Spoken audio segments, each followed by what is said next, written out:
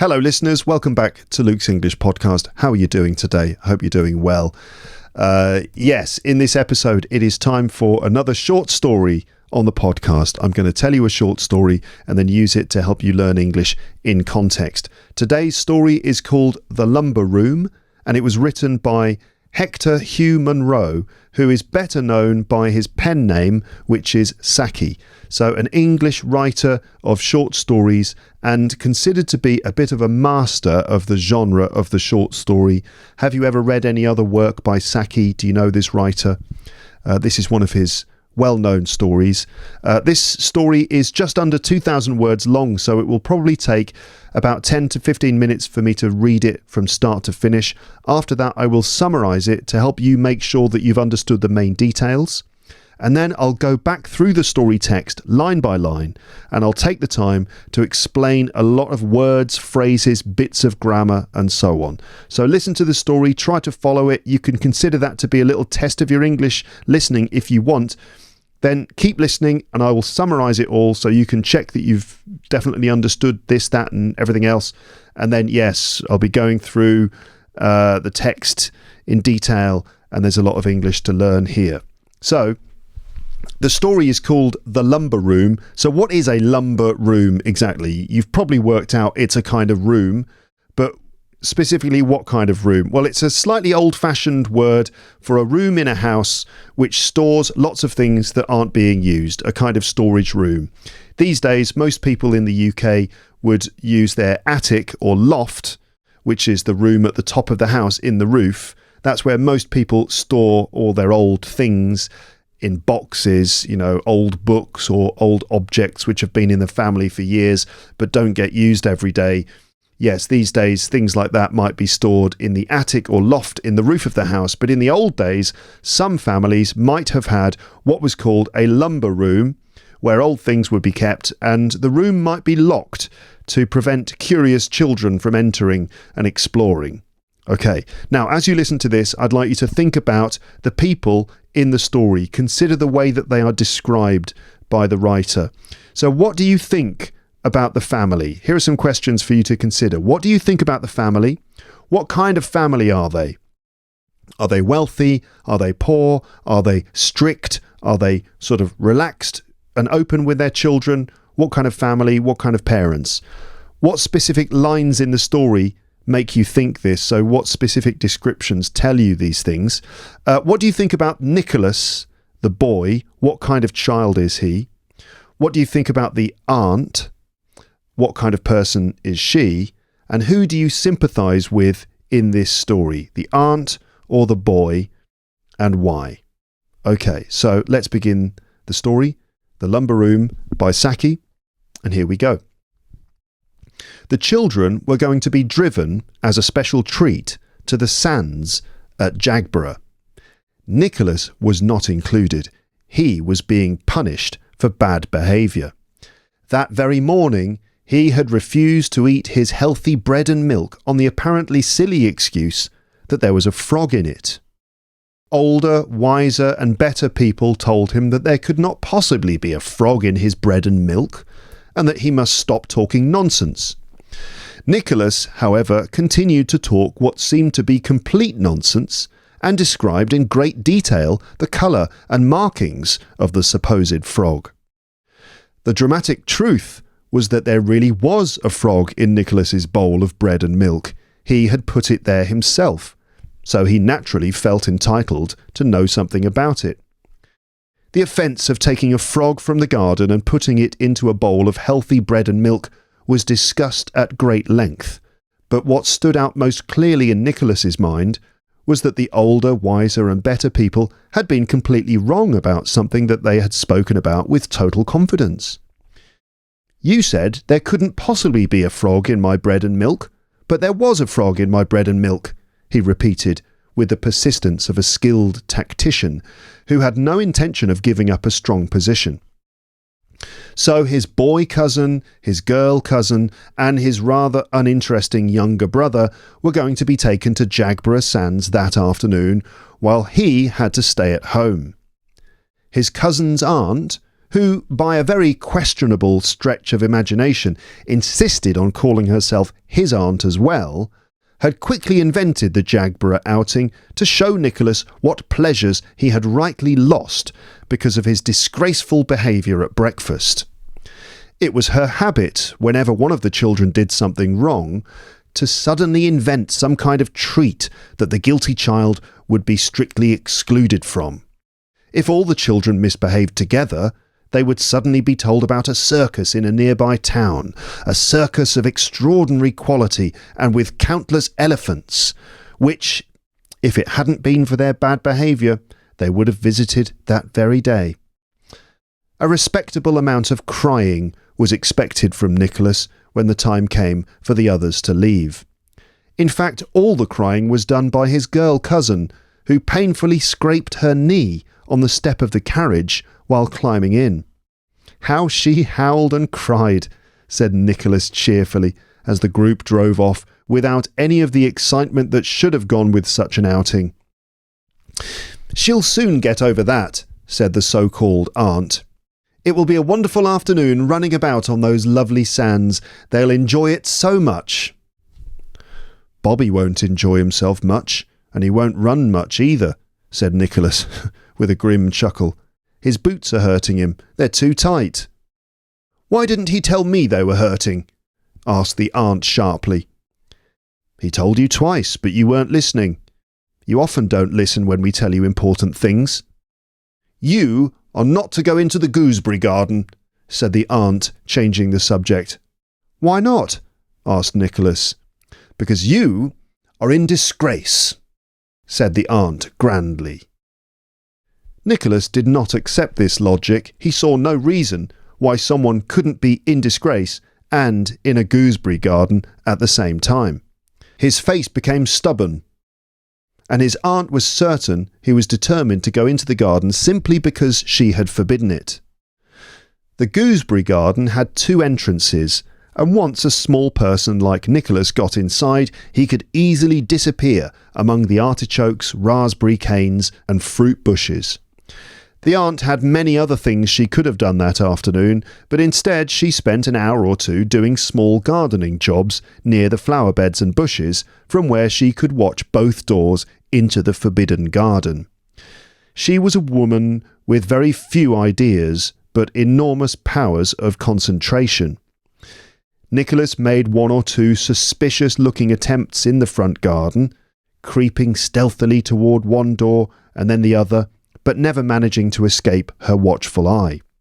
In fact, he had no intention of going into the gooseberry garden at all. It suited him perfectly that his aunt believed he wanted to. It kept her standing guard for most of the afternoon. Once he was sure her suspicions were fully established, Nicholas slipped quietly back into the house and put into action a plan he had been thinking about for a long time. By standing on a chair in the library, he could reach a shelf holding a large, important-looking key. It was indeed important. It locked the lumber room, keeping its mysteries safe from unauthorized children and accessible only to aunts and other privileged adults. Nicholas did not have much experience with locks, but he'd practiced for several days with the schoolroom door key. He didn't like to rely too much on luck. The key turned stiffly, but it turned. The door opened, and Nicholas entered a world far more exciting than the gooseberry garden could ever be. He'd often imagined what the lumber room might be like, that carefully sealed place where no questions were ever answered. It lived up to his expectations. First, it was large and dim, lit only by one high window that looked onto the forbidden garden. Second, it was full of incredible treasures. The aunt, by assertion, believed that using things ruined them, so she preserved them by letting them gather dust and damp. The parts of the house Nicholas knew best were dull and empty, but here his eyes were met with wonders. Most impressive of all was a framed piece of tapestry meant to be a fire screen. To Nicholas, it was a living story. Sitting on a roll of Indian hangings glowing with colour beneath a layer of dust, he studied every detail. A man in old-fashioned hunting clothes had just shot a stag with an arrow.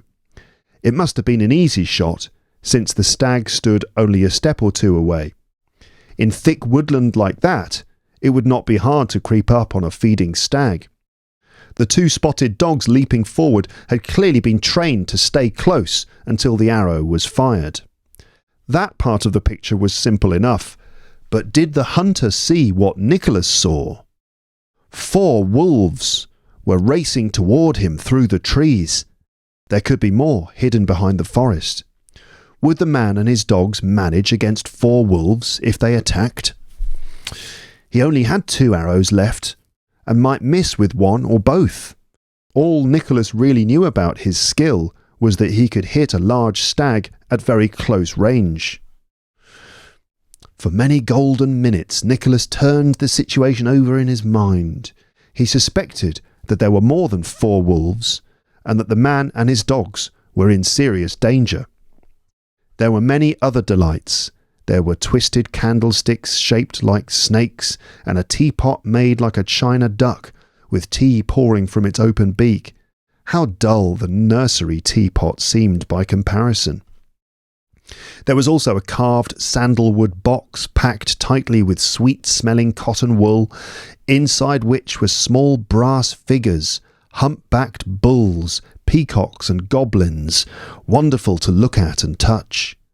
A large black-covered book looked unpromising, but inside it was full of coloured pictures of birds. Nicholas knew only magpies and wood pigeons from the garden and lanes, but here were herons, bustards, kites, toucans, tiger bitterns, brush turkeys, ibises, golden pheasants, a whole gallery of unimaginable creatures. As he admired the colours of the mandarin duck and invented its life story, his aunt's voice suddenly rang out from the gooseberry garden, calling his name loudly and angrily. She had grown suspicious at his long absence and decided he must have climbed over the wall behind the lilac bushes. Now she was noisily and hopelessly searching for him among the artichokes and raspberries. "Nicholas! Nicholas!" she shouted. "Come out at once! There's no point hiding! I can see you perfectly!" It was probably the first smile anyone had had in that lumber room for 20 years. Soon the angry shouting turned into a shriek, and then into cries for help. Nicholas closed the bird book, carefully put it back, and sprinkled dust over it from a nearby pile of newspapers. Then he crept out, locked the door, and returned the key exactly where it had been. His aunt was still calling when Nicholas wandered calmly into the front garden. "Who's calling?" he asked. "I am," came the reply from the other side of the wall. "Didn't you hear me? I've fallen into the rainwater tank. There's no water in it, luckily, but it's slippery and I can't get out. Bring the ladder from under the cherry tree." "I was told I wasn't allowed in the gooseberry garden," said Nicholas firmly. "I told you not to before, but now I'm telling you that you may," came the impatient voice. "That doesn't sound like Aunt's voice," said Nicholas. "You might be the devil trying to tempt me." "Aunt says the devil tempts me and I always give in. This time I won't." "Stop talking nonsense," said the trapped aunt. "Fetch the ladder." "Will there be strawberry jam for tea?" asked Nicholas innocently. "Yes," said the aunt, already deciding Nicholas would not get any. "Ha! Now I know you're the devil," shouted Nicholas happily. "We asked Aunt for strawberry jam yesterday and she said there wasn't any. I know there are 4 jars in the cupboard because I checked. You know it's there, but she doesn't.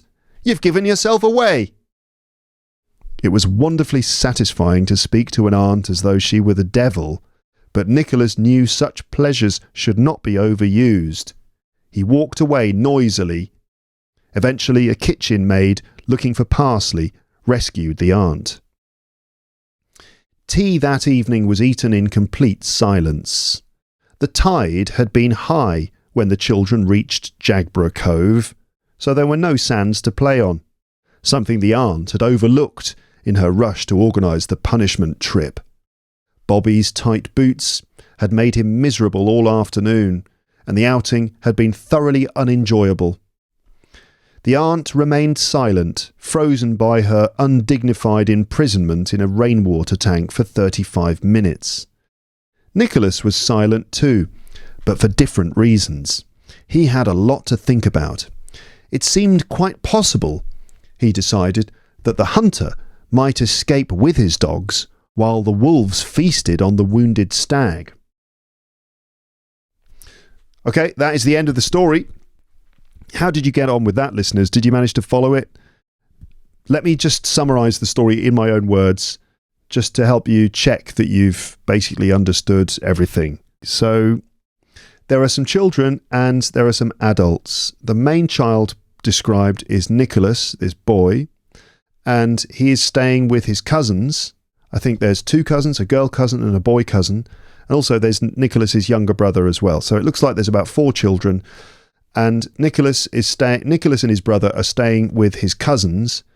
And it looks like his cousin's aunt, so this is not necessarily Nicholas's direct aunt, but the aunt of some cousins. So what kind of connection does she have with Nicholas?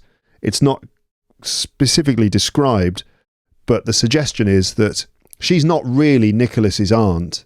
She's just an adult who is in charge of the kids, but she has decided to call herself Nicholas's aunt. She's decided that she is his aunt, even if in fact she isn't, but she's decided to call herself that anyway.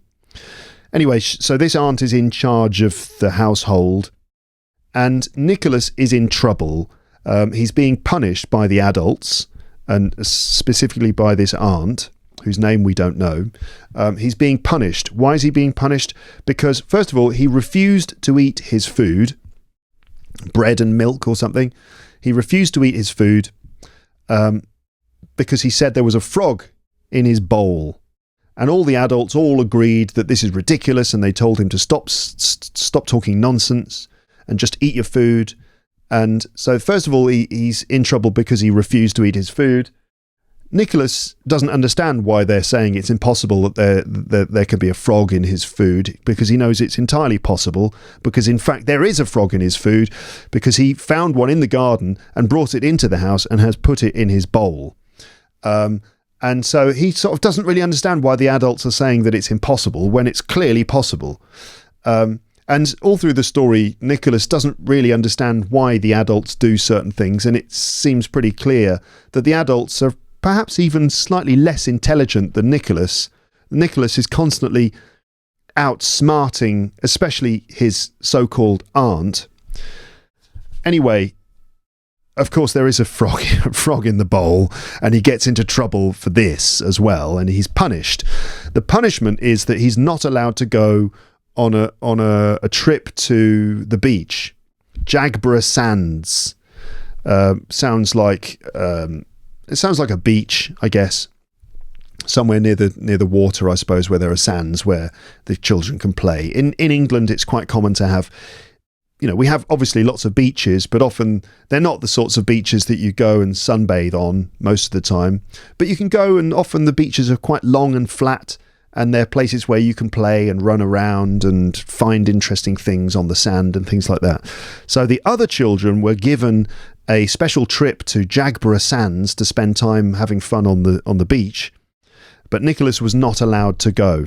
Now the whole trip to Jagborough Sands was instantly invented on the spot as a form of punishment by the aunt, in order just so she could tell Nicholas he wasn't allowed to go. Right? So it's a strange form of punishment, inventing a special treat which he's then excluded from.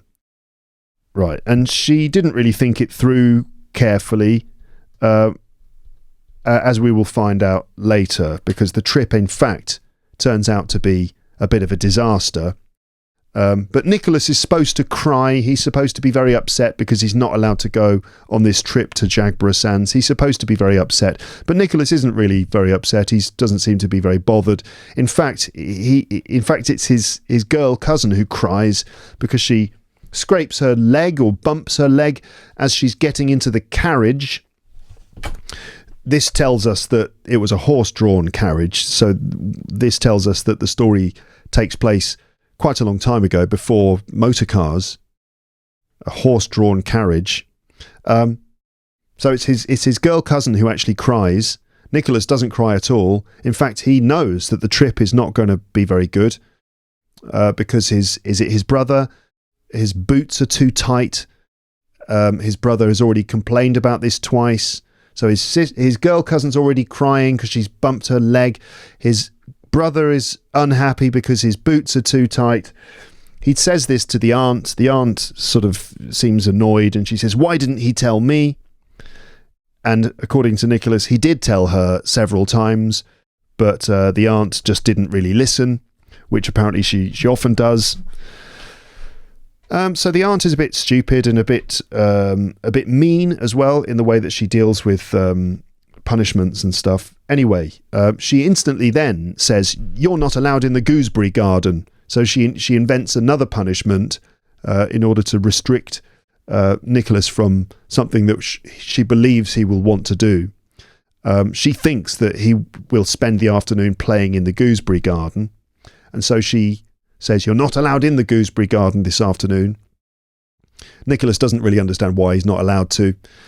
Then she has lots of things to do that day, but she decides to do some things in the garden just so she can keep an eye on the entrance to the gooseberry garden, just so she can kind of guard the gooseberry garden and stop Nicholas from going in there.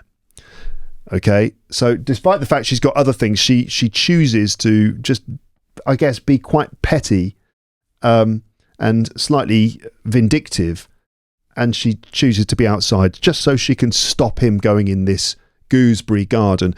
Gooseberries are little berries that might grow on bushes. I suppose a gooseberry garden here is like a part of the garden where there are bushes that grow different fruits and berries and things. Anyway, she doesn't want him to go in there because she can't see him when he's in there, and he might be doing things he's not supposed to do. Nicholas pretends to try to sneak into the gooseberry garden a couple of times. He does that enough times to make the aunt think that that is really what he wants to do. But actually, he's already outsmarted her.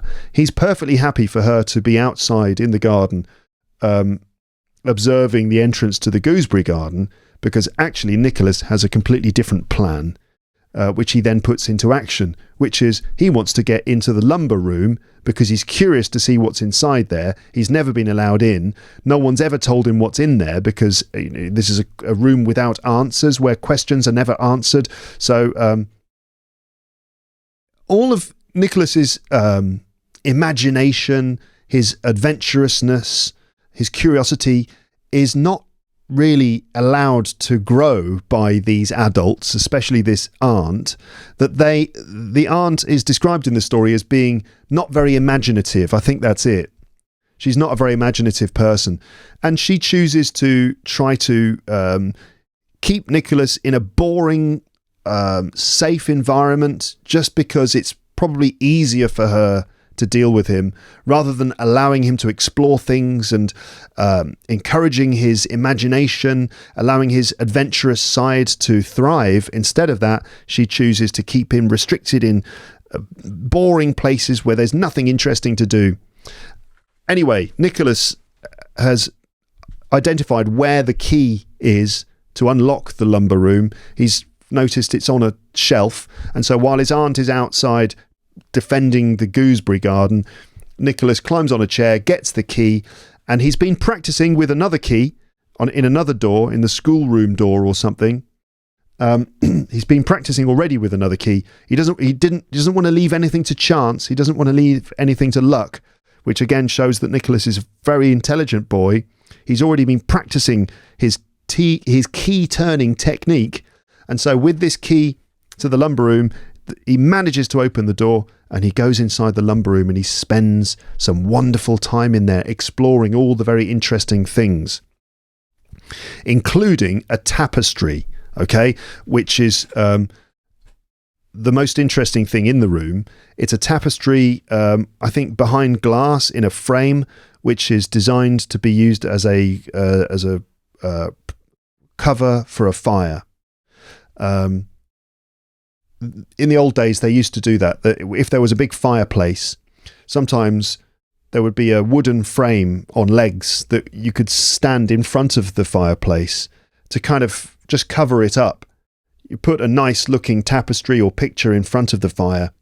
It just looks a bit more pretty than just having an empty, dusty fireplace, right? So there's this fireplace cover, which is a tapestry.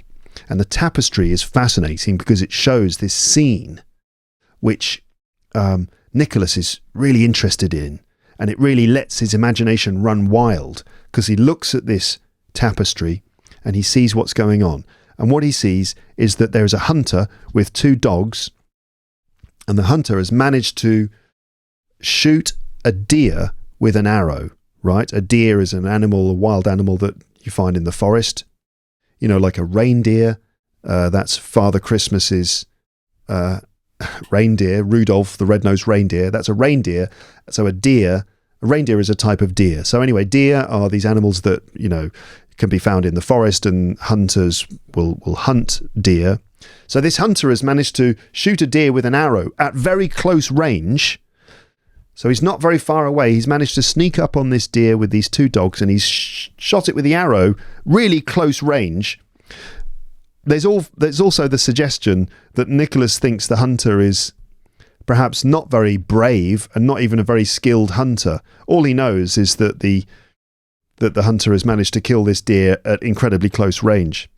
But there's something that Nicholas can see in this picture that the hunter can't see, which is that there are some wolves behind the trees, and they're leaping towards the hunter, the dead deer, and the hunter's dog. So there's I think 4 wolves and possibly more behind the trees, leaping towards them. So this is a fascinating scene, and Nicholas imagines what's going on. He's thinking, oh, what's going to happen here? Are the wolves going to attack the hunter and his dogs? Are the wolves going to kill them? Or will the hunter manage to escape? What's going on? And he decides that the hunter and his dogs are probably going to be killed by these wolves which are attacking. So this is a fascinating scene. So you can imagine for Nicholas, back in those days, there wasn't TV. He probably didn't have comic books. There were certainly no computers and internet and things to watch. And so he lived in this very boring, stale environment, this strict environment where his imagination wasn't allowed to develop. And discovering this interesting picture must have been incredibly exciting, and it really stimulated his imagination. There were other things in the room as well that were worth exploring, various different objects and things that were very exciting. And so Nicholas was having a wonderful time in this room. Then he heard his aunt's voice shouting for Nicholas. Nicholas, Nicholas! And then the voice turned into a shriek. So, ah! She kind of screamed. And then she started calling for help. So Nicholas carefully put things back where he found them, locked the door of the lumber room, put the key back, and went outside casually to see what was going on. And it turns out that his aunt, on the other side of the wall to the gooseberry garden, in the gooseberry garden, had fallen into, was it some sort of water container? She'd fallen into a big container, normally full of water, but it was actually empty. And she couldn't get out. So she's stuck inside this big, I guess, metal box or something, and she can't get out. And she's very angry, and she shouts at Nicholas, Nicholas, get me out. Go and get the ladder. But Nicholas says, you don't sound like my aunt, because he can't see her. He can just hear her voice. Who are you? You don't sound like my aunt. Are you the devil? I think you're the devil trying to tempt me to go into the gooseberry garden. I'm not allowed in the gooseberry garden. And then he also says very cleverly, my aunt always tells me that the devil tempts me and I give in to his temptations. Meaning the aunt probably tells him that when he often does naughty things, like for example sneaking into a room he shouldn't go into, he always does these naughty things, and it's because the devil is suggesting these things to Nicholas, and Nicholas listens and does them. I get the feeling also that Nicholas doesn't really believe this idea either. Generally, the story suggests that Nicholas is more intelligent than this aunt. The aunt is stupid, small-minded, unimaginative and strict, and her attempts to control Nicholas fail because Nicholas is much more intelligent, much more curious than her. And this exchange where she's stuck in this thing and Nicholas is outside, this kind of is very satisfying because Nicholas, again, is more intelligent than her and finds a way to avoid helping her and generally tricks her in various ways. What does he say? So, yeah, I think you're the devil trying to tempt me, and my aunt always tells me that I shouldn't listen to the devil, so I'm not going to listen to you. And then he says, will there be strawberry jam? Can we have strawberry jam tonight? The aunt, of course, says yes. Oh, yes, of course you can, even though she's already decided that Nicholas won't be allowed to have any. And then Nicholas, he's tricked her because he says, my aunt says there is no strawberry jam, but I've checked and there is. I know there is, and you know there is as well, but she doesn't know that there's strawberry jam. In fact, what's probably happened is that maybe yesterday the kids said, can we have strawberry jam? And the aunt said, no, there is no jam. So she's lied, telling them there is no strawberry jam, but Nicholas has found a way to check and he knows there is. So he's kind of, what's the word for it? Calling her bluff. So he says, will we have strawberry jam? She says, yes. He said, but you can't be my aunt because she doesn't know that there's strawberry jam. She thinks there isn't any, but I've checked and there is. And you, the devil, you know that there is as well. So, I got you. You are the devil. And he walks away, leaving his aunt stranded in this thing. She later gets rescued after 35 minutes. Okay, then tea that evening. Tea means early dinner, right? Not just tea that you drink, but it's early dinner.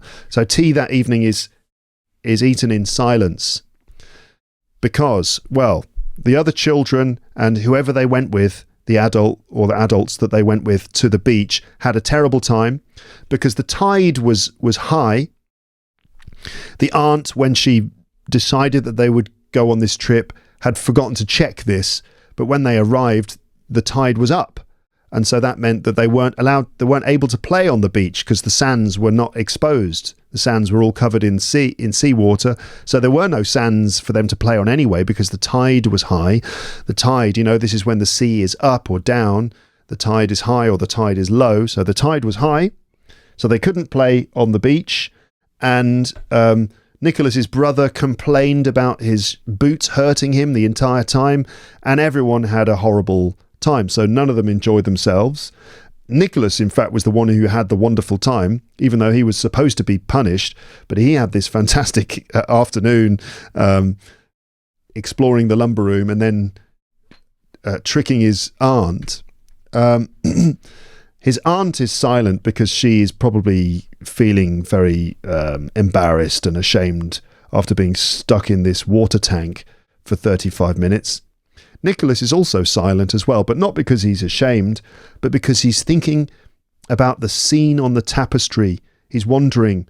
His imagination has been activated. He's having a wonderful time thinking about the scene and thinking he's decided that actually the hunter and his dogs will survive. They will escape because he thinks that the wolves are going to eat the wounded stag. They're going to attack the deer, and the wolves will focus on that, and that will allow the hunter and his dogs to escape. So he's already inventing a whole story and situation from the tapestry that he saw. So he's having a wonderful time. His imagination has been inspired, and he's having a great time. Nicholas wins. The aunt loses. And that's that. Okay. Right. So those questions earlier, what do you think about the family? What kind of family are they? I get the impression that they are quite a posh family. Posh meaning sort of upper class or high class. I get that impression because the house that's described is obviously quite large. It has a big garden. I think it's probably somewhere out in the countryside. So it's probably an old manor house or something. It seems to have quite a lot of rooms in it. This garden with a gooseberry garden in it. It's the sort of thing that you find in large stately homes. So it's probably quite an upper class, well-off family. They seem to be quite strict. So the aunt and the other adults are quite strict and controlling, which is quite typical of, let's say, families from that time. So this story actually was written in 1914, published in 1914. I've updated the text a little bit, by the way, just to make sure that the English that you're learning from this is not too old-fashioned. So I made a few changes just to kind of modernise or update the text a little bit. But you could tell from various references that this story was set over 100 years ago. And in those days, the general attitude in society towards children was that children should be seen and not heard. So basically a very sort of strict attitude where children know their place. They don't talk very much. They certainly don't talk back to adults, and adults are definitely fully in charge, and the children don't really have a lot of freedom. So yeah, the families are typically strict, kind of Victorian family, I think. What do you think of Nicholas the boy? What kind of child is he? Well, as I've already described, he seems to be very clever, very curious, imaginative, adventurous, and a bit mischievous as well. Mischievous means that he likes mischief, or likes to do things that are not really allowed, and he goes against the words of his aunt. But maybe that's just because he can't help seeing how kind of stupid their rules are. What about the aunt? Well, she seems quite small-minded, really kind of unimaginative and controlling, and not as intelligent actually as Nicholas. And who do you sympathise with in the story, the aunt or the boy? Well, the story is definitely written to make us sympathise with the boy, and that's kind of the satisfaction of the ending, that he wins. And so, yeah, naturally I sympathise with the boy, because why not let him explore the gooseberry garden? Why not let him look at the tapestry in the lumber room? Why not inspire his imagination and let him invent stories and explore and have adventures and things like that? Why not? Why not at all? On the other hand, I kind of understand the aunt as well, because as an adult with kids myself, sometimes it's just not practical or very easy to let kids do exactly what they want all the time, because you'll end up running around after them. They might have accidents, they might get into trouble, and you end up just sort of dealing with everything they're doing, and it means you can't do anything else yourself. So a certain amount of discipline, some rules and things are kind of important just to keep everyone safe and things like that. But at the same time, I think it's really important to allow children to be stimulated by interesting things. And so, yeah, she seems a little small-minded and unimaginative and a bit too strict. Okay. What do you think, everyone? What do you think of the story and the characters, the way they're described? Let me go through the story text now, and there's going to be a lot of intensive sort of language analysis in this bit. I'm going to go through the text and explain bits of vocabulary and grammar. All right, before I do that, let me have a drink of water just to make sure that I stay fully hydrated and that I don't sort of pass out through dehydration, which obviously would be very bad, wouldn't it? Because this would end up being an extremely long episode, and most of it would just be me lying slumped over a desk. Yeah, so cheers.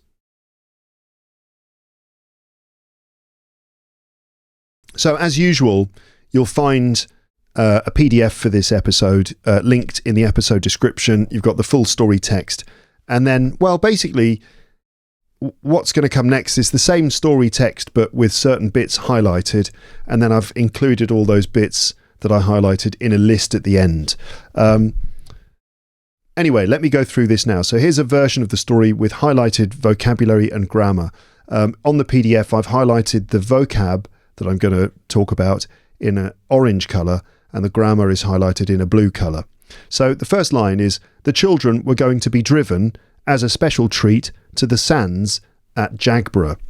And we actually have in the opening sort of paragraphs of the story quite a lot of passive verb forms, right? So I'd like you to consider why passive verb forms are being used here. For example, the children were going to be driven to the sands at Jagborough. Nicholas was being punished. Any others? Also, the offence of taking a frog from the garden was discussed at great length. So all of these passive forms were going to be driven. Obviously, a passive form is be plus the past participle. In this case, we've got the sort of passive version of going to. Were going to be driven. Passives are used when you don't say who does the action, right? It's not stated exactly who does the action. Instead, you prioritize the one who the action is done to. So in this case, the children were going to be driven. So someone was going to drive the children to the sands at Jagborough. It's not important or it's obvious who does the action. What's more important is the ones who receive the action. In this case, it's the children. So why not say who's doing this? I suppose it's because essentially the story is told from the children's point of view. So we have the children prioritized at the beginning of the sentence. And also it's obvious that an adult's going to do this, because obviously adults are the ones who drive people to places. But also, maybe it's just not important, that it's a way of distancing the adults from the main descriptions of the story, which again places us in the position of the children, where the children are in their world and the adults are sort of distant and up here somewhere, you know. And so by using a passive form here to describe what the adults are doing, it kind of just disconnects us from the adults, meaning that they're not important, or it's kind of obvious because they're the ones that are in charge. The children were going to be driven as a special treat. A treat is something that you give to someone because they've done something good. Like a reward, but you give a treat to a child, or you might give a treat to a dog as well. When you're training a dog, you give the dog treats when it does what you've asked it to do. For example, you say to the dog, roll over, and the dog rolls over. Good boy. And you give it a treat, which would be like a little snack, a little thing that the dog eats. So that's a treat to reward the dog for rolling over.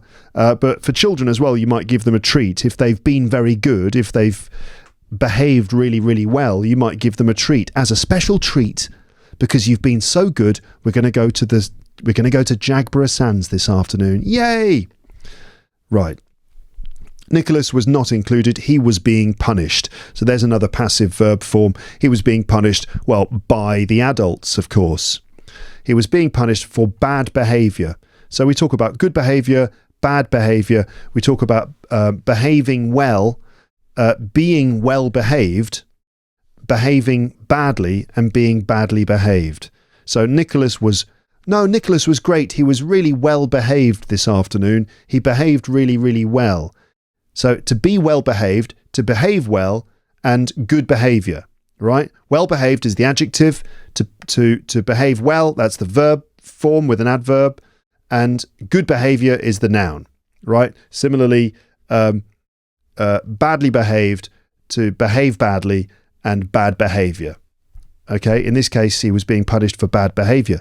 That very morning, he had refused to eat his healthy bread and milk. That very morning. It's a bit odd, isn't it, to have very before the word morning. Normally, very goes before an adjective. That was very good. That was very interesting. Okay, Right. In this case, we've got very morning. So that very, normally, so you can use very plus a time. Normally a day, in this case, morning, that works as well. So that very morning, it means specifically that morning. So it's just a kind of, it's an adjective here, which is used to emphasize or be more specific. So not just that morning, but specifically that morning, that very morning. So it's just emphasizing that it was the morning of that day. That very morning, he had refused to eat his healthy bread and milk. Okay, refused to eat it. So he said, no, I will not eat it. He refused to eat it on the apparently silly excuse. So this was silly. Silly means foolish, kind of stupid, not serious. So a silly excuse, there was a frog in it. So the adult said to him, come on, eat your bread and milk. And he said, no, I can't. Why not? I don't want to. Why don't you want to eat? Well, there's a frog in it. Don't be silly. Of course there isn't a frog in it. Now eat up your bread and milk. So silly means foolish, not serious. Apparently silly. We use apparently to kind of say that someone else has said it. So again, this suggests that it's the adults who've said that it was a silly excuse. In fact, we know it wasn't actually silly because there actually was a frog in there. So he'd refused to eat his healthy bread and milk on the apparently silly excuse. So an excuse is basically a reason which sort of justifies not doing something, as you well know. For example, one of my students comes to class and I say, have you done your homework? And they say, no, I haven't. Okay, what's your excuse? Well, my dog ate it. You know, that's the classic excuse for not doing your homework. Sorry, I haven't done my homework. My dog ate it. Oh, don't be silly. Okay, so that's an excuse that there was a frog in it. Older, wiser and better people. So this is the adults. Wiser, they are wiser. They have more wisdom. They have more knowledge and experience. It's ironic because, and better as well. Better that suggests that they are even just on another level, maybe even morally or superior. They're just superior to him. This description is quite interesting because it suggests that the adults are not only older, but they are more intelligent and just generally superior, which tells you something about the attitude that the adults probably have in their dealings with the children. It's like, no, you can't do that because why not? Well, because I'm the adult here and I understand. So older, wiser and better people, the adults, told him that there could not possibly be a frog in his bread and milk and that he must stop talking nonsense.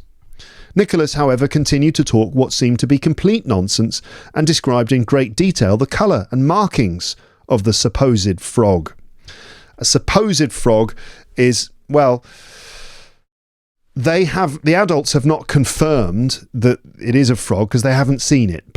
Apparently they haven't bothered to check. They just assume that Nicholas is lying. So it's not a confirmed frog, it's a supposed frog, a thing that's supposed to be a frog according to Nicholas. So a supposed frog then is a frog that someone else claims to exist, in this case, right? So this is just another way of suggesting that the adults don't believe that there is a frog. So instead of saying the colour and markings of the frog, saying the colour and markings of the supposed frog or the so-called frog or the alleged frog tells us that this is probably the adults' opinion, that they don't believe it and they think that his claim is not in fact true. Another example might be, you could say, a supposed expert. So someone who's been presented as an expert or someone who is claimed to be an expert but maybe isn't.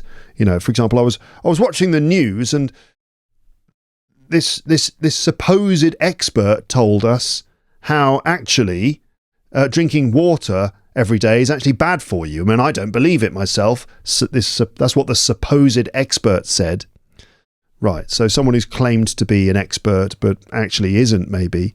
In this case, the supposed frog, what Nicholas claims is a frog, but the adults don't believe it.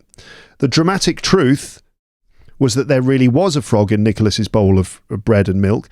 He had put it there himself So that's just past perfect to show that he put it there earlier, before the main events that were being described here. So that just signifies that it happened earlier. He had put it there himself, so he naturally felt entitled to know something about it.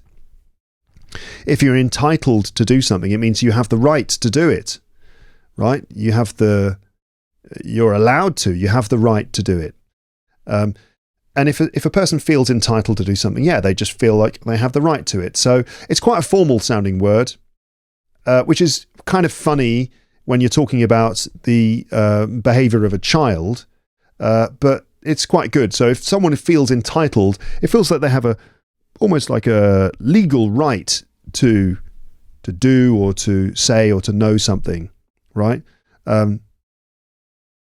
Like if you go, like for example, if you have a job with a company, you have a contract, but also by law, you are entitled to a certain number of days of holiday every year, right? That's your right.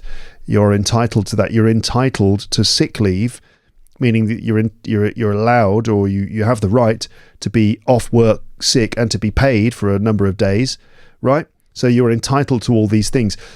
Nicholas felt entitled to know something about it, meaning that because he'd actually done it himself, he thought that he had the right maybe to know that there was a frog in the bowl.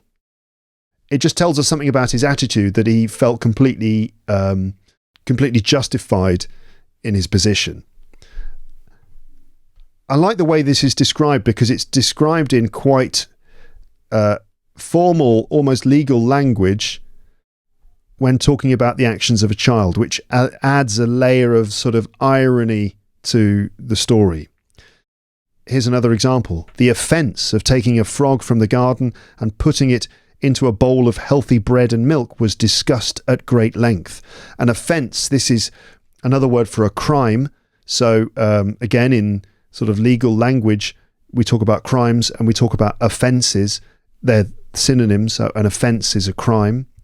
The offence was discussed at great length. Again, another passive form, showing that this, in fact, was the adults who discussed this. At great length means for a long time and in lots of detail. But what stood out most clearly in Nicholas's mind, if something stands out, it means it's obvious, clear, easy to see, because it's maybe standing forward from other things. It's in a forward position, something that is not in line with everything else, something that's obvious, outstanding. So what stood out clearly in Nicholas's mind, so what was really obvious in Nicholas's mind, was that the older, wiser and better people, the adults, had been completely wrong about something that they had spoken about with total confidence. So, I mean, Nicholas, you can imagine one day will be an excellent lawyer, because he's able to think. He's like a chess player or something. He can think around different problems. And so he feels this is the obvious thing here is, well, wait a minute, you were completely wrong. You said that it was impossible that there could be a frog in my milk. And I'm sorry, you were just completely wrong about that. They spoke about it with total confidence, but it turns out they were completely wrong. You said there couldn't possibly be a frog in my bread and milk, but there was a frog in my bread and milk, he repeated, with the persistence of a skilled tactician. Persistence, that's where you just don't give up, you keep going. A skilled tactician. A tactician is someone who deals with tactics. Tactics, that means plans and strategies for winning something. You might have a military tactician, someone who's brilliant at military strategy, military tactics. A legal tactician, a lawyer who's capable of building a very well-structured case, right, with every single step planned and accounted for. So he repeated this with the persistence of a skilled tactician who had no intention of giving up a strong position. If you have no intention of doing something, it means you definitely do not plan to do it. So he wasn't planning to give up his strong position, which is, well, you said it was impossible, and it wasn't impossible. So I'm sorry, you were completely wrong about this. And he's holding his position, standing his ground. And it tells us about the way he talks. Even though he's a small child, we don't know how old he is exactly. I mean, he's young enough so that he's not very experienced with turning keys in locks and needs to practice to learn how to turn a key in a lock. So I reckon he could be maybe 7, something like that, I'm predicting. We don't know. But the way he talks and positions himself, he seems a lot older than that. And it's quite, again, that's quite funny. Imagining a small child sort of negotiating with adults at this high level. So his boy cousin, his girl cousin, and his rather uninteresting younger brother were going to be taken to Jagborough Sands, again passive form, that afternoon while he had to stay at home. His cousin's aunt, who by a very questionable stretch of imagination insisted on calling herself his aunt as well. So this is that this is the fact that she calls herself his aunt, but this required a very questionable stretch of imagination. Okay. A stretch of imagination. If you have to use your imagination to maybe connect something, in this case to suggest that she in fact was his aunt, but it's like, well, okay, you have to be quite inventive to understand how she is his aunt. So this requires quite a stretch of imagination where you have to imagine something or make a connection to something that isn't really clearly connected. Requires quite a stretch of imagination.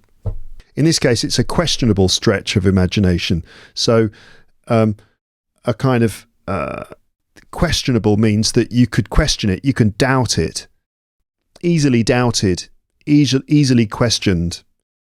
Like I said before, she's not actually his aunt. Maybe she's his cousin's aunt, and that might be sort of maybe a second cousin once removed or something. You know, the way that cousins can be, it can actually be quite a distant connection, really. And then the aunt of a cousin, and you get to a certain point where there's such a lack of connection between this woman and Nicholas that it's not really, you can't really say she's his aunt. So this requires quite a big stretch of imagination. In fact, a questionable stretch of imagination. A very questionable stretch of imagination, meaning that in fact she's not his aunt at all, but she insisted on calling herself his aunt, even though maybe Nicholas at some point had said, "But you're not my aunt, though, are you? Because you're, you know, and no, I am your aunt, actually." Maybe she kind of insisted, meaning refused to stop doing it, which sounds kind of annoying. You know, this is again her attempt to establish some sort of authority over Nicholas, where she says, "Actually, I'm your aunt," and Nicholas is thinking, well, "How are you my aunt? I don't really see that." But she insisted on calling herself his aunt as well. She had quickly invented the Jagborough outing. An outing is where you take a trip out somewhere. For example, an outing to the beach, an outing to the park, an outing to the cinema. She had quickly invented the Jagborough outing to show Nicholas what pleasures he had rightly lost because of his disgraceful behaviour at breakfast. Right, disgraceful. Not only bad behaviour, but disgraceful behaviour. That's just something is a disgrace. It's something you should feel very ashamed of. Terribly bad behaviour. It was her habit whenever one of the children did something wrong, whenever, any time, wherever, any place, whoever, any person, whenever, any time. So whenever one of the children did something wrong, it was her habit to suddenly invent some kind of treat, there's that word again, that the guilty child would be strictly excluded from. So she would say, okay, this afternoon, children, you can go to the zoo, but not you, Nicholas. He was strictly excluded from the trip, in this case, a trip to the beach. If all the children misbehaved, so there's another one actually, we had behave badly, to be badly behaved, bad behaviour, and also to misbehave, which means to behave badly, do naughty things. If all the children misbehaved together, they would suddenly be told. Again, passive form, clearly this is the aunt. the children would suddenly be told about a circus in a nearby town, a circus of extraordinary quality and with countless elephants. So many elephants you can't even count how many there are, which, if it hadn't been for their bad behaviour, they would have visited that very day. There's another use of very, in this case, that very day, specifically that day. So this is a sort of an annoying, slightly pathetic form of punishment where the kids do something naughty and then the aunt says, "Oh, I forgot to tell you, yes, there's a really wonderful circus in town with, they have so many elephants and lions and clowns and trapeze artists. I read about it today in the newspaper. It sounds absolutely wonderful. No, but you won't be going to that, children, because you've been very naughty indeed and you should be ashamed of yourselves." Right, that's the kind of thing that she did. A respectable amount of crying was expected from Nicholas. What is a respectable amount of crying? I suppose it's an amount of crying that would that the adults would respect and think, yes, okay, I think that's enough crying now. So they needed they expected a certain amount of crying. They wanted or expected Nicholas to be very, very upset, not to be allowed to go to Jagborough Sands with the other children. So they thought, or the aunt thought that, or expected Nicholas to cry and be very sad and full of regret and remorse. That's what was expected of him when it came time for the others to leave. In fact, all the crying was done by his girl cousin, who painfully scraped her knee. So painfully, ow, it hurt a lot. She scraped her knee, so that's more than scratched. So she probably hit her knee against the step of the carriage while climbing in, but didn't just hit it, just so the edge of the step probably scraped against her leg, against her knee. So her knee will have a long red mark on it. Not a line, but maybe a wide sort of red mark. That's a scrape. Right? So it's more than scratch. Scratch, you imagine that there's probably a single line, but scrape, it would be a wider thing. Okay? So she scraped her knee while climbing into the carriage, and so she's actually the one who cried. "How she howled and cried," said Nicholas cheerfully, which is obviously not very nice that he's enjoying the fact that one of the other children cried. But I mean, I suppose for him, it's sort of ironic that they're the ones who were supposed to be having a great time and he was being punished, but actually they're having the horrible time. So that's kind of amusing to him. As the group drove off, so to drive off means to leave in a car, in this case in a carriage, probably with horses, but to drive off. They drove off or drove away is another way of putting it. How she howled and cried. Howled is what a wolf does. Ow! Right, that's to howl. So you can imagine that his girl cousin was howling, in this case howling in pain. Ow! Like that. How she howled and cried, said Nicholas cheerfully, as the group drove off without any of the excitement that should have gone with such an outing. So the kids were supposed to be excited, but it seems that they were just all kind of unhappy. "She'll soon get over that," said the so-called aunt. To get over it is to kind of recover from something. For example, if you bang your knee or scrape your knee, it hurts for a while, but then you get over it, you recover. If you catch a cold, you might have a sore throat and a headache for a few days, but then, after 5 days or something, you get over it. If you split up with your girlfriend, she breaks your heart, but you'll be devastated for a while, but you'll get over it eventually. Right? So she'll soon get over that, said the so-called aunt. So-called, again, this is kind of like supposed aunt. The aunt that has been called an aunt, but she's not actually an aunt, so we can say a so-called aunt in this case. "It will be a wonderful afternoon running about on those lovely sands. They'll enjoy it so much." "Bobby won't enjoy himself much, and he won't run much either," said Nicholas with a grim chuckle. A chuckle is like a little laugh. like that. A grim chuckle. Grim means kind of maybe a bit dark, a bit sort of cynical. So Bobby won't enjoy himself much, and he won't run much either, said Nicholas with a grim chuckle. So a grim chuckle is kind of like a bit dark, a bit sort of serious, a bit depressing. But a grim chuckle would be like that, I suppose. Bobby won't enjoy himself much, and he won't run much either. His boots are hurting him. They're too tight. Right? Tight versus loose. Loose, if you take the shoelaces, the laces of a boot, and you pull them really hard, then the boots will be very tight. Or if the boots are too small, then, ow, these boots are too tight. Can you loosen them? Make them a bit loose. In this case, his boots are too tight. Why didn't he tell me they were hurting? Why didn't he tell me they were hurting? Said the aunt sharply.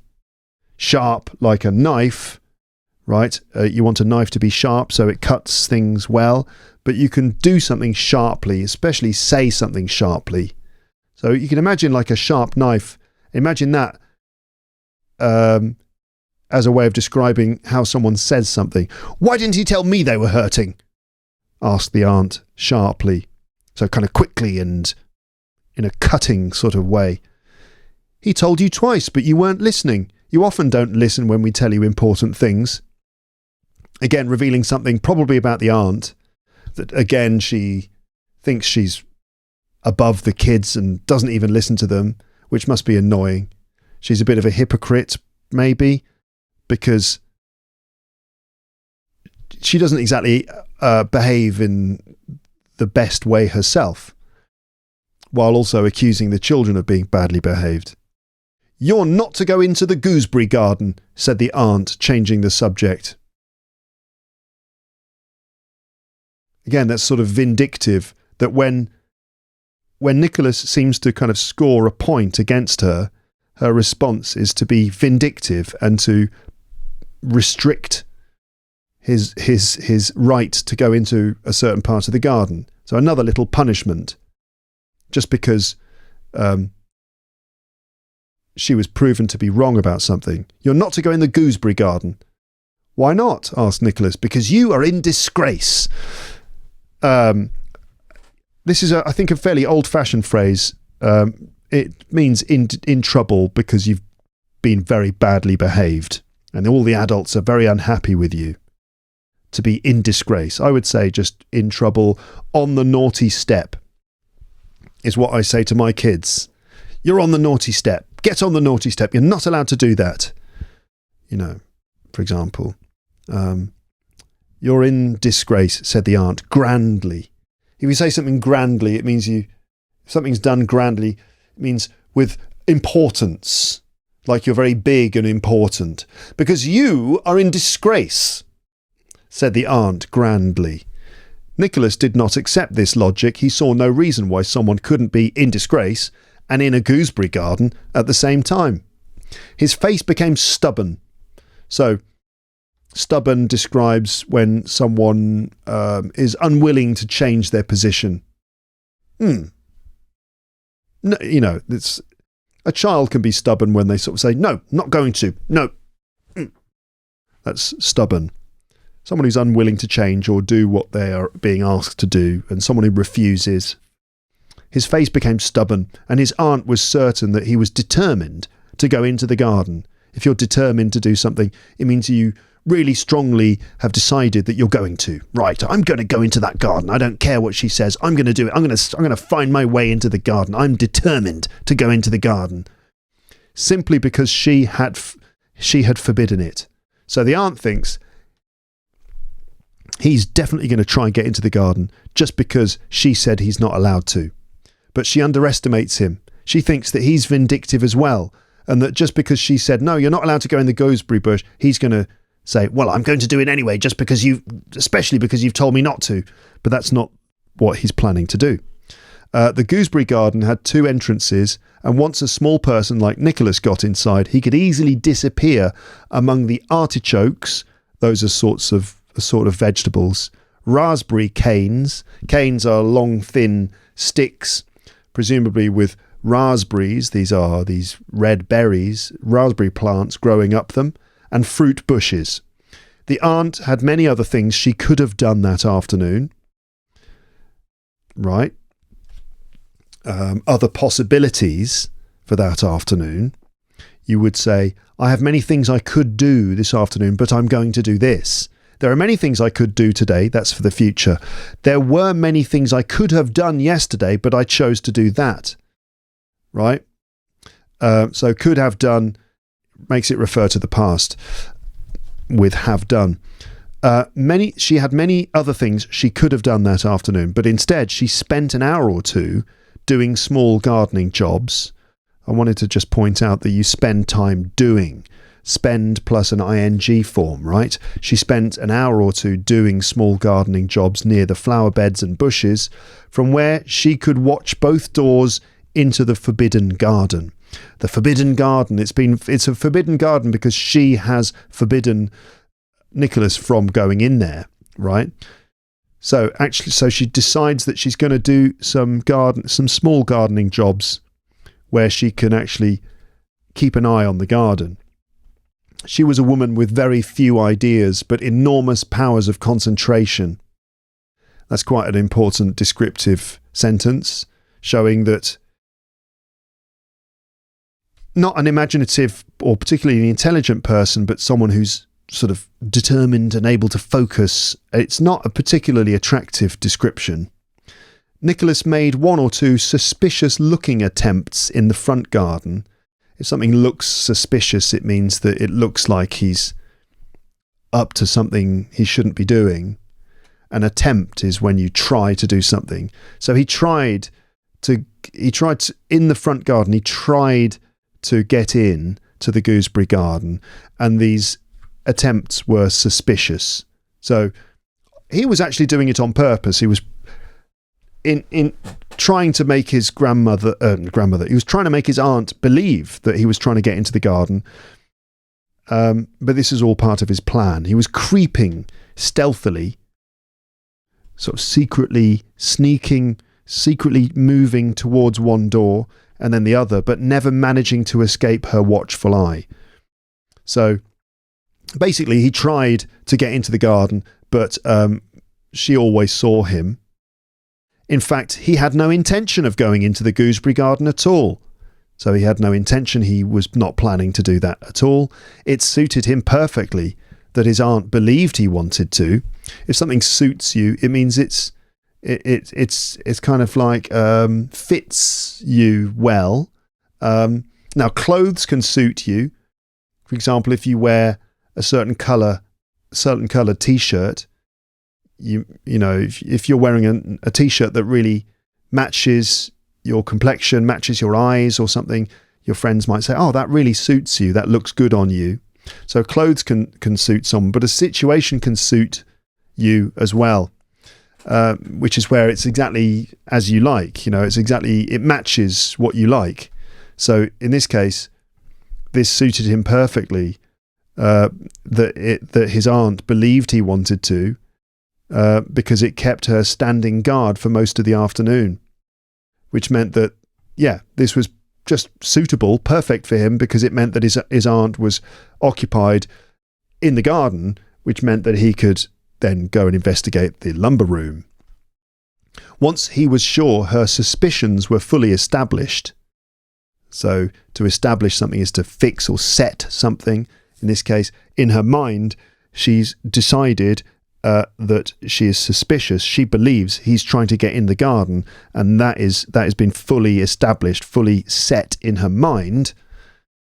He was sure that she definitely decided he was trying to get into the garden. Nicholas slipped quietly, so moved out quickly and quietly. In this case, moved in fact, because back into the house. Slipped. He moved quietly back into the house and put into action a plan he'd been thinking about for a long time. Okay. By standing on a chair in the library, he could reach a shelf holding a large, important-looking key. So to reach, he probably had to stretch his arm up. That's to reach something. If something kind of far away from you, you have to stretch in order to be able to reach it. An important looking key. It was indeed important. It locked the lumber room, keeping its mysteries safe from unauthorized children. Again, more formal language. Children who are not allowed to go in there, they're unauthorized. It's the sort of thing you'd see on the door of a room that you're not allowed to go into. It says unauthorized, unauthorized access or unauthorized personnel, keep out.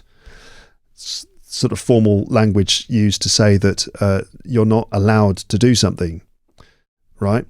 Unauthorized children and accessible only to accessible only to aunts and other privileged adults. If you're privileged, it means you enjoy special rights, special entitlements that other people don't have.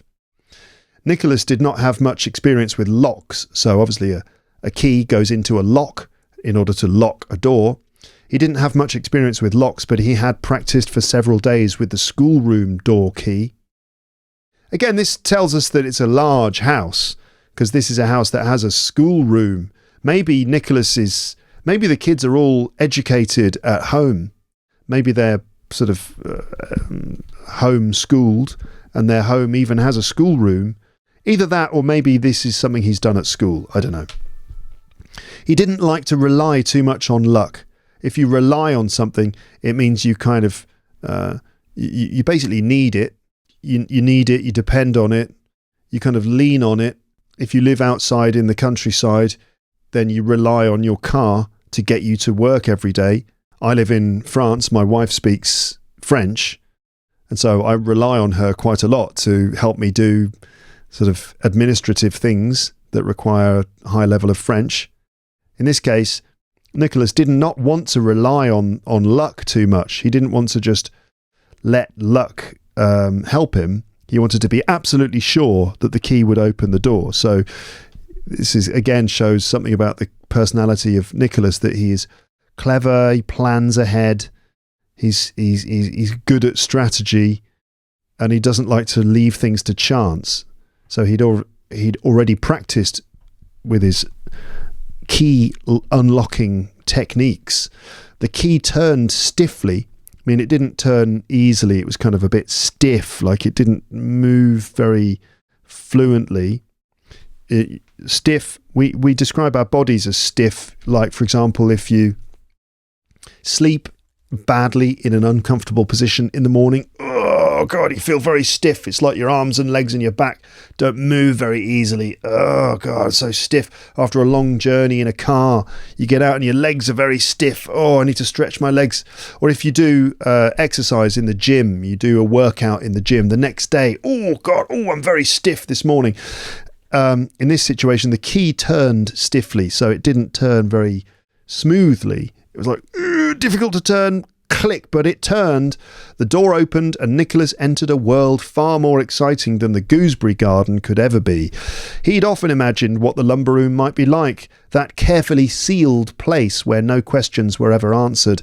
If something is carefully sealed, it means it's closed and locked and nothing can get in or out. Normally, carefully sealed would be, for example, for a container filled with food, it is sealed. And then when you buy it and open it, you open the seal. Or a letter would be carefully sealed with glue. In this case, the room was carefully sealed, meaning completely closed, and a place where no questions were ever answered. So again, the adults, in all their wisdom, had shut this room off and refused to tell the children anything about what was in it. And we imagine that Nicholas had probably said, "What's in there? What kind of things are in there? Can I see inside?" And the adults just refused to answer any of his questions. But it lived up to his expectations. So if something lives up to your expectations, it means that you have a certain expectation and the reality matches that expectation, right? To live up to something. It's normally live up to expectations. I think that's probably the most common collocation. So let's say you're going to Paris and you think, oh, it's going to be fantastic. I can't wait to see the Eiffel Tower and to have my lunch on a beautiful terrace, and Paris in the spring. It's going to be so romantic. And you get there and it's raining, and the streets are very crowded, and you see rats near the Eiffel Tower, and you think, oh God. So what was it like? Well, didn't really live up to my expectations. It didn't live up to my expectations. Or you think Paris is going to be fantastic, springtime, flowers everywhere,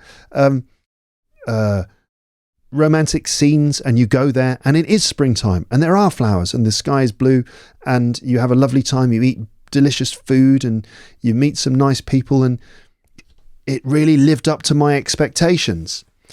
Yes, so in this case, the room lived up to Nicholas's expectations. He expected it to be fascinating, and it was. First, it was large and dim. Dim means not bright, so it's kind of dark, not a lot of light. It was lit only by one high window. Lit is the past participle of the verb light, to light something, to illuminate something with a light, in this case with a window. Light, lit, lit. It was lit. The room was lit only by one high window that looked onto the forbidden garden.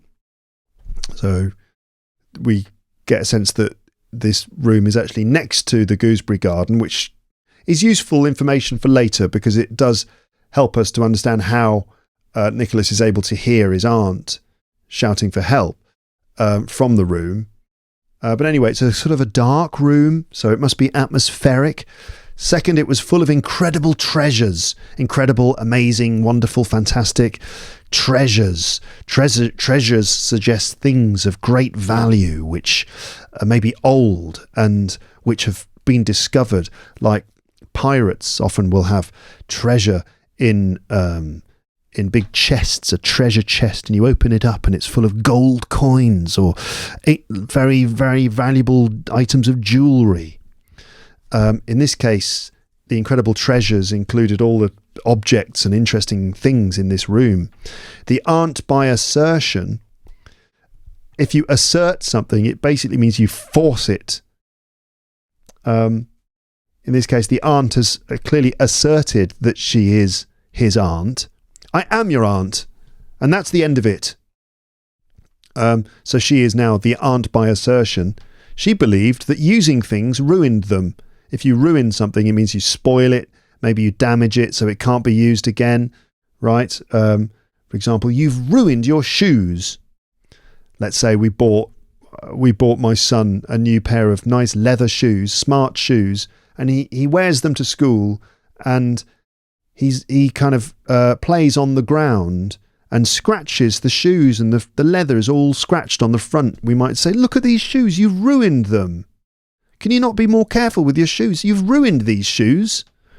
So in this case, the aunt by assertion believed that using things ruined them. So she preserved them by letting them gather dust and damp.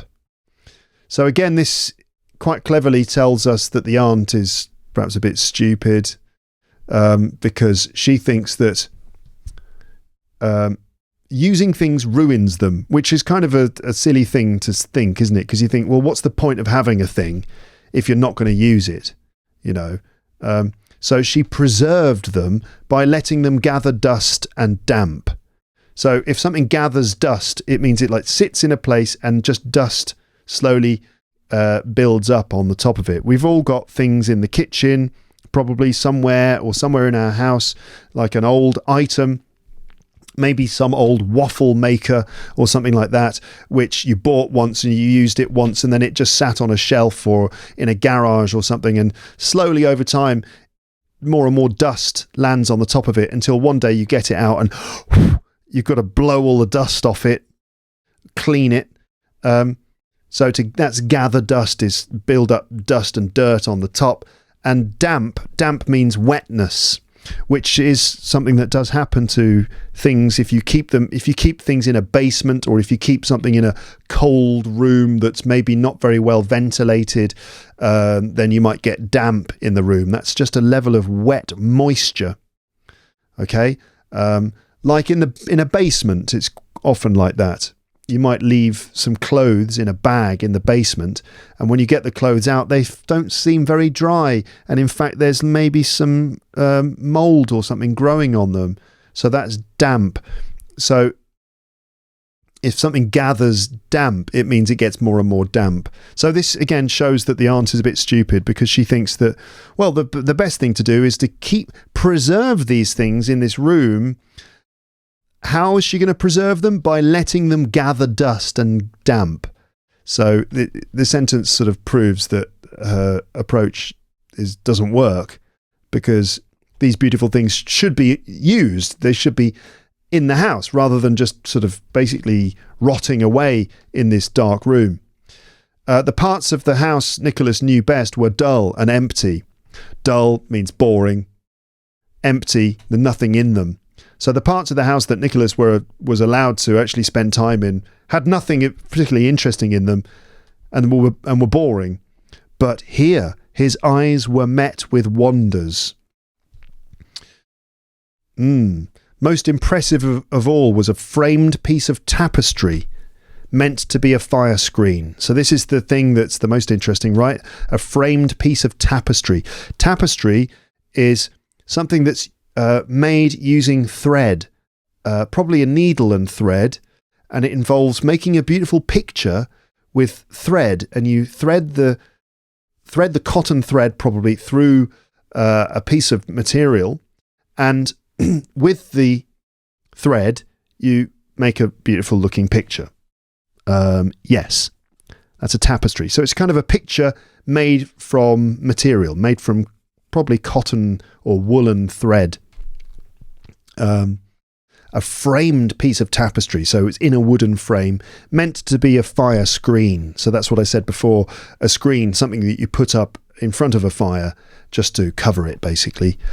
So this is the interesting thing, this framed piece of tapestry, this picture.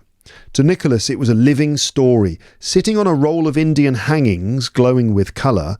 Indian hangings, I suppose these are maybe more tapestries, or maybe just cloths, or things that are supposed to be hung from the wall or hung from the ceiling, nice decorative things, glowing with colour. Indian ones as well, so they're probably very interesting and colourful. A roll of Indian hangings. These things had just been rolled up and put on the floor. So Nicholas was sitting on a roll of Indian hangings glowing with colour beneath a layer of dust. So these Indian hangings are just covered in a layer of dust. And Nicholas sits on one of these rolls. He studied every detail of the tapestry. And this is the bit that describes what we can see on the tapestry. A man in old-fashioned hunting clothes had just shot a stag. So that's a stag is a male deer. A deer with big antlers coming out of its head. So he had just shot a stag with an arrow. It must have been an easy shot. So this is Nicholas speculating about what kind of shot it was, and he thinks it must have been easy, right? Meaning he's certain it was easy. So that's why we have must have been, right? It must have been an easy shot, since the stag, since here means because, right? It must have been an easy shot, since the stag stood only a step or two away. A step, when you step forward, step back, the step is, how far is that? Is that like slightly less than a metre probably? The stag stood only a step or two away from the hunter, so it must have been an easy shot. So the stag is very close. So Nicholas thinks it must have been easy. In thick woodland like that, thick woodland, that's just an area where there's lots of trees. And if it's thick, it means the trees are very close together. In thick woodland like that, it wouldn't be hard to creep up on a feeding stag. Creep, we had this word before.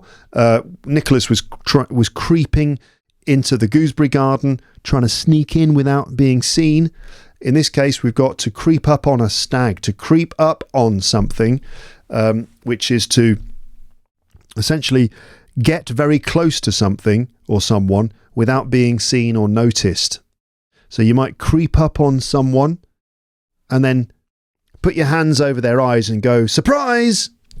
You know, in this case, the hunter has crept up on this feeding stag, and that wasn't difficult because the woodland is very thick, lots of leaves to cover you. The two spotted dogs leaping forward had clearly been trained to stay close until the arrow was fired.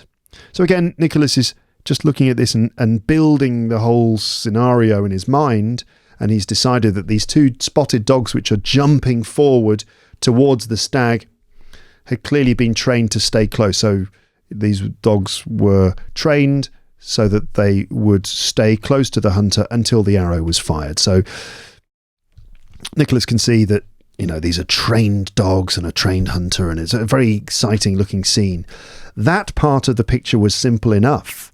But did the hunter see what Nicholas saw? 4 wolves were racing toward him through the trees. So there are 4 wolves running towards him. There could be more hidden behind the forest. So Nicholas thinks that there might be more than 4.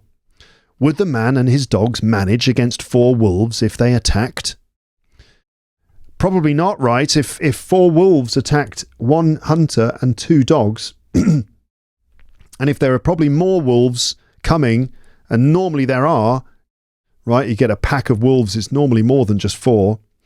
So the hunter he probably won't stand much of a chance against all these wolves. Also, he only had 2 arrows left and might miss with one or both. So, he's definitely going to get eaten by these wolves, isn't he? Only got 2 dogs, and he's only got 2 arrows, and he might miss with one of them or both of them. All Nicholas really knew about his skill was that he could hit a large stag at very close range. So he's probably not a brilliant hunter, or, we don't know for sure. So what an interesting thing for Nicholas to speculate about for many golden minutes, meaning wonderful minutes. Nicholas turned the situation over in his mind. If you turn something over in your mind, you think about it and maybe look at it from different positions. He suspected, meaning he thought possibly, that there were more than 4 wolves and that the man and his dogs were in serious danger. So, this is as good as a great sort of action movie for Nicholas. But there were many other delights. A delight is a delightful thing. Wonders, amazing things, delights. There were twisted candlesticks. A candlestick is a thing that you would have sitting on the table, and you put a candle in the top of it so it holds a candle. That's a candlestick. In this case, twisted candlesticks shaped like snakes. So interesting objects. And a teapot made like a china duck with tea pouring from its open beak. So a teapot in the shape of a duck, where when you pour the tea comes out of its beak. How dull the nursery teapot seemed by comparison. So apparently there's another teapot that they actually use in the house, in the nursery. That's the area where the children are looked after. They have a teapot there, and it's probably just a normal one. And it now seems so dull by comparison. If you compare this normal teapot with this fantastic one that looks like a duck, the normal teapot seems so dull and boring. Why don't they use the interesting one? Why do they keep it locked up in this little room? There was also a carved sandalwood box. So a box made of wood, sandalwood, I think is a kind of a hard wood that you might use to make a little box. Maybe Indian? I'm not sure. A carved means that designs had been cut into it with a sharp knife or a chisel or something. A carved sandalwood box packed tightly with sweet-smelling cotton wool. Cotton wool is like soft white stuff that you often use in a medical situation. It's used often to absorb blood or something like that. That's like a white, very light, fluffy white cotton material, cotton wool. In this case, the box was full of cotton wool, And inside the cotton wool, so the cotton wool is there to protect the objects that are inside the box. Inside the cotton wool were small brass figures. Figures are probably little models in different shapes. In this case, in the shapes of different animals and also monsters. So there were humpbacked bulls. A bull, is a male cow, with horns on its front. Humpbacked, so bulls, like big strong bulls, often have a big hump on their back, which is full of muscle. Humpbacked bulls. Peacocks, these are beautiful birds with huge tails that they spread out and shake, with long feathers with what look like eyes on the end, and the peacock's tail feathers spread out behind them and they shake them, and they're very, very impressive. So these small brass figures included humpbacked bulls, peacocks, and goblins. Goblins are like little sort of creatures, little monsters. Wonderful to look at and touch. A large black covered book, so a book that's got a black cover, looked unpromising. So the book didn't look like it would promise anything interesting. So if it looks unpromising, it means it probably isn't going to be very good. But inside it was full of coloured pictures of birds.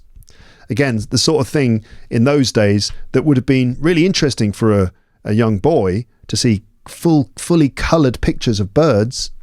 Nicholas knew only magpies and wood pigeons from the garden. These are very, very common birds that you find in English gardens. Magpies are related to crows. They're black and white, and they are very, very common. People say that they're either lucky or unlucky, depending on how many you see. If you see one magpie, that's unlucky. If you see two, it's lucky. That's just a superstition in England. And wood pigeons are just like really normal pigeons that you see in the countryside. So Nicholas knew only magpies and wood pigeons from the garden and lanes, but here were herons. These are tall birds that catch fish directly out of the water. Bustards. God, I'm not sure what a bustard is, actually. Okay, a bustard is Bustards are not too different to herons. They are, again, tall birds that live near water and stand on long legs. Kites, these are birds of prey that circle around in the sky and drop down and catch little animals and things. Toucans, these are very exotic animals with huge beaks that you see in the jungle. Tiger bitterns, these are just sort of like birds that live, again, more birds that live near water. Brush turkeys, I guess forms of wild turkey. Ibises, these are like herons, but they're white. Golden pheasants, these are very beautiful looking birds with rich golden colourful feathers. A whole gallery of unimaginable creatures. As he admired the colours of the mandarin duck, this is another very impressive looking bird. It's a duck with very beautiful long and colourful feathers. As he admired the colours of the mandarin duck and invented its life story, again, he's a very imaginative boy, his aunt's voice suddenly rang out from the gooseberry garden. If something rings out, a sound rings out, it means it just comes out from somewhere. Normally a bell, it rings, ding-a-ling-a-ling-a-ling-a-ling, right? But in this case, it's her voice rings out from the gooseberry garden. It's basically her voice came out from the gooseberry garden, calling his name loudly and angrily. Nicholas! Nicholas! Nicholas! Nicholas! Something like that. She had grown suspicious at his long absence. So she was thinking, where is he? What's he doing? I'm sure he's up to something. At his long absence, so she hasn't seen him for a long time. So she became suspicious. She grew suspicious and decided he must have climbed over the wall behind the lilac bushes. The lilac bushes, these are just bushes with flowers in them. And she's decided that he must have found a way into the garden by climbing over the wall. Now she was noisily and hopelessly searching for him among the artichokes and raspberries. Nicholas! Nicholas! She shouted. Come out at once! At once meaning immediately. There's no point hiding. If there's no point doing something, then it's useless to do it. Okay, there's no point hiding. There's no point. It's like, oh, my computer got stolen. Someone stole it from my bag. And you know what? There's no point trying to find it. It's gone. I'm never going to get it back. In this case, there's no point hiding. So it's pointless hiding. It's a waste of time because she's definitely going to find him. There's no point hiding. I can see you perfectly. Again, she's lying because she thinks that if she says that, then he will come out. Just a complete lie. It was probably the first smile anyone had had in that lumber room for 20 years. That's a nice line because Nicholas can hear his aunt searching in the gooseberry garden, and Nicholas knows that he's tricked her, and he's also kind of pleased that she's angry and wrong again. He's made her wrong again, tricked her. Soon the angry shouting turned into a shriek. A shriek is a kind of scream, ah, like that, and then into cries for help, help, help, help, like that. Nicholas closed the bird book, carefully put it back and sprinkled dust over it. So he took some dust in his hand and sort of let the dust drop from his fingers, a bit like the way you sprinkle salt or pepper on food that you're preparing. In this case, he sprinkled dust over the book. He's covering his tracks so that there's no evidence of him being there. Then he crept out. So there's that word creep. He crept out or sneaked out, locked the door, returned the key exactly where it had been. His aunt was still calling. When Nicholas wandered calmly into the front garden, to wander is to kind of walk in a not a particular direction, just casually kind of wander. He wandered calmly into the front garden. "Who's calling?" he asked. "I am," came the reply from the other side of the wall. "Didn't you hear me? I've fallen into the rainwater tank." Okay, so I guess a rainwater tank must be a large, like I said, a metal tank probably. Tank means a large sort of rectangular thing for holding water normally. A rainwater tank, probably one that just collects rainwater, which can then be used in the garden, something like that. And it must be very large because she can't get out. She says, "There's no water in it, luckily, but it's slippery." Slippery means that she may be trying to climb out, her feet slip on the edge. You've got to be careful when something is slippery. You might say, "Oh, watch out, it's slippery over there. You know, there's ice on the floor, it's very slippery. There's some water there, it's slippery, so please watch your step. Don't slip. There's no water in it, luckily, but it's slippery, and I can't get out. Bring the ladder from under the cherry tree." Ladder is something that you use to climb up, right? It's got rungs or steps. You climb up a ladder. If the house is on fire, firemen will come and they put a ladder up and they climb up the ladder and get in the window. So bring the ladder from under the cherry tree. "I was told I wasn't allowed in the gooseberry garden," said Nicholas firmly. "I told you not to before, but now I'm telling you that you may." So we use may here to give permission, right? Traditionally, may is the modal verb for permission. "May I come in?" "Yes, you may." "May I ask a question?" These days we often say can instead. "Can I ask a question? Can I come in?" "Yes, you can." "I told you not to before, but now I'm telling you that you can." Came the impatient voice. So she's impatient. Patient means you can wait for a long time. Impatient is the opposite. With an M. Impatient. I am means she can't wait. "That doesn't sound like Aunt's voice," said Nicholas. "You might be the devil trying to tempt me." Tempt someone. If you tempt someone, it means you try to persuade them to do something that they shouldn't do. For example, "Go on, have a piece of chocolate cake. Go on. It's delicious. You're going to go on. Just one slice isn't going to kill you. Go on, have a piece of chocolate cake. Have some ice cream."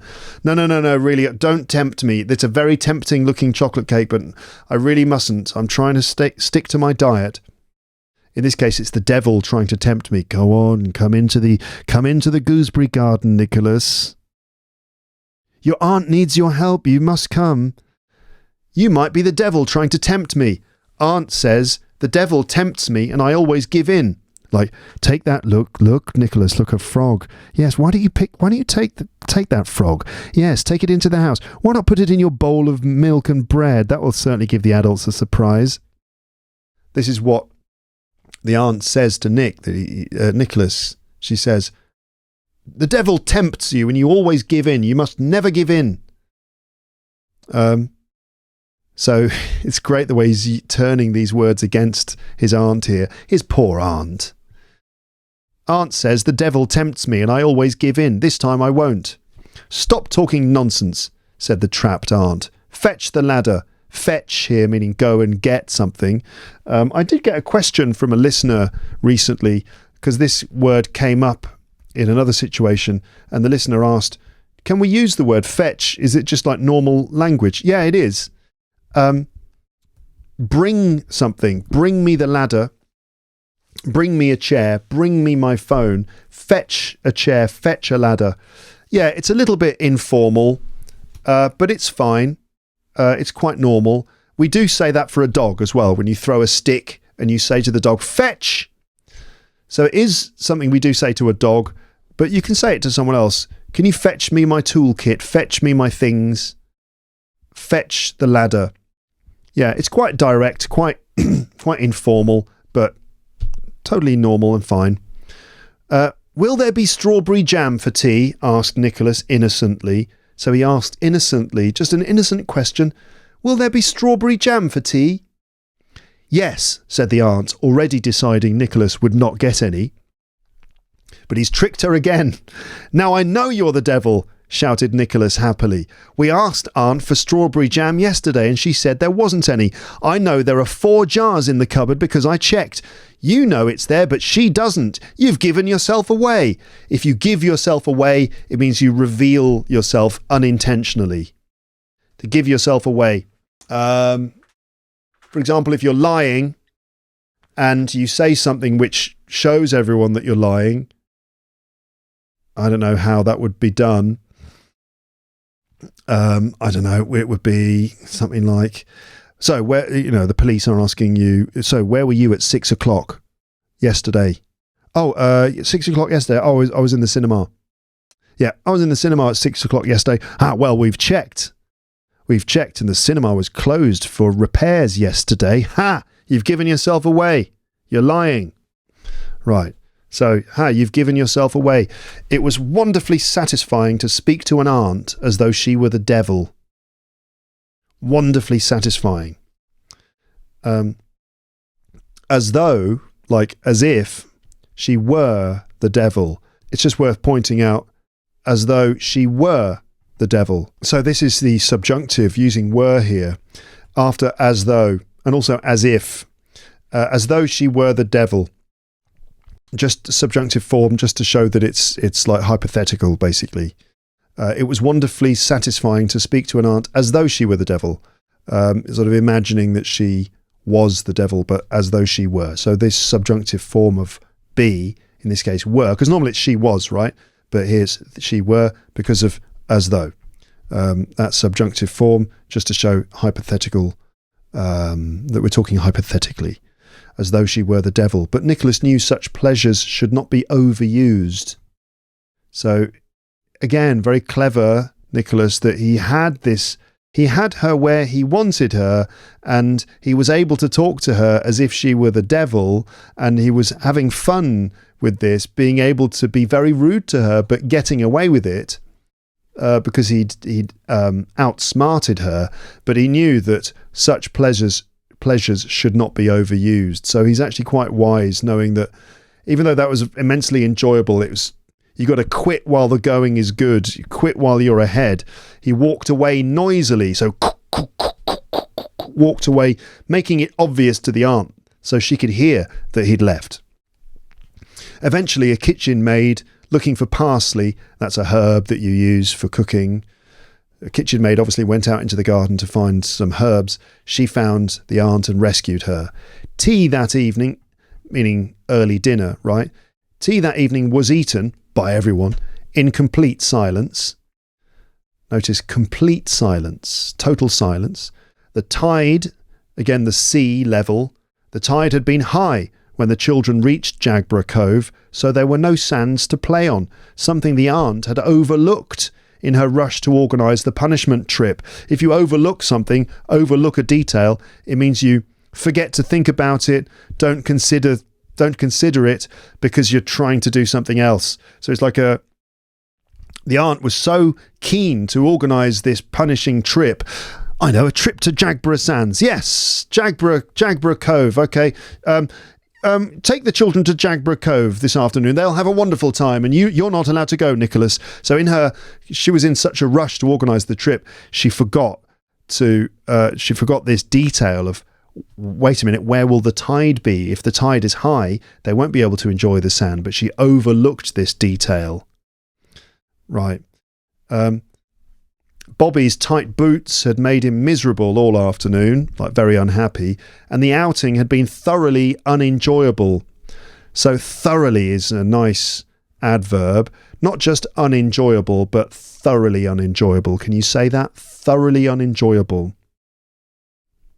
Meaning completely, through and through, from start to finish, completely, totally unenjoyable, thoroughly unenjoyable. The aunt remained silent, frozen by her undignified imprisonment in a rainwater tank for 35 minutes. Imprisonment, that's when you're put in prison, and undignified means that there was no dignity to it. So embarrassing, but also something that strips her of her dignity. So it was kind of embarrassing, slightly shameful, undignified because she was stuck in this dirty thing and she had to shout for help, and it was a maid that rescued her. So the whole thing was quite undignified and embarrassing. Nicholas was silent too, but for different reasons. He had a lot to think about. It seemed quite possible, he decided, that the hunter might escape with his dogs while the wolves feasted on the wounded stag. So Nicholas, meanwhile, is still having a lovely time imagining this picture that he has seen on the on the tapestry, and he's having a great time, not being told off, not being bothered by the others.